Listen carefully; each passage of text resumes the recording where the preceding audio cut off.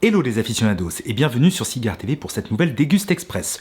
On continue avec l'astrologie chinoise et le signe du lapin avec ce Macanudo Inspirado, édition limitée pour l'année du lapin, donc l'année 2023. Il s'agit ici encore une fois d'une édition limitée à 3900 boîtes de 10 cigares et il coûte dans l'hexagone 18,50 €.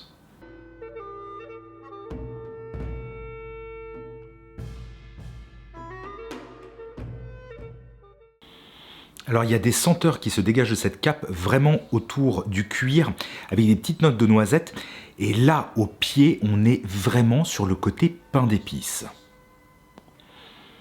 Donc à cru le tirage est très bon et on est toujours autour de ce côté pain d'épices vraiment riche, gourmand, voire un peu de miel avec des notes évidemment de cuir et aussi ce côté fruit à coque, c'est-à-dire plutôt la noisette. Je dois dire que j'apprécie vraiment cette bague de pied avec le lapin, en hommage évidemment au signe astrologique du lapin.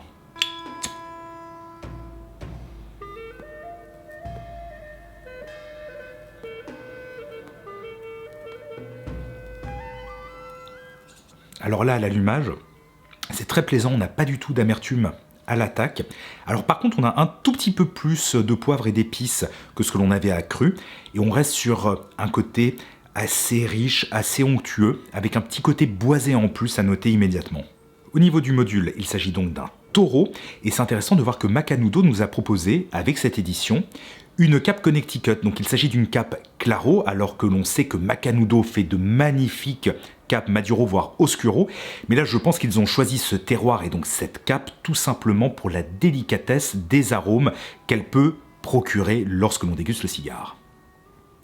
Le cigare évolue désormais sur des notes végétales. On a toujours ce poivre, on a ce côté pain d'épices, rond et gourmand. Mais avec cette pointe autour des herbes fraîches, ça permet aussi, je trouve, de rafraîchir un petit peu le palais. Il y a une belle longueur en bouche. Pour l'instant, vraiment, tout se passe à merveille. Concernant la puissance, là je suis environ à mi-parcours de la dégustation. Le cigare n'évolue guère. On est sur une puissance moyenne. Je suis bientôt à la fin du second tiers. Alors au niveau de l'évolution, c'est vraiment une évolution plutôt aromatique qu'au niveau de la puissance. On reste à peu près sur la même puissance. Par contre, d'un point de vue aromatique, là il y a un retour de ce côté rond, de ce côté pain d'épices, voire même un petit peu figue au niveau du végétal. Je rentre désormais en plein dans le dernier tiers. Le cigare est évidemment plus riche, un petit peu plus puissant. Il devient vraiment rassasiant, mais toujours avec cette même finesse aromatique due, je pense, vraiment à la cape Connecticut et à ce mélange de sous-cape Mexique et de tripes Mexique et République dominicaine. J'arrive désormais à la fin de cette déguste express de ce Macanudo Inspirado, année du lapin 2023.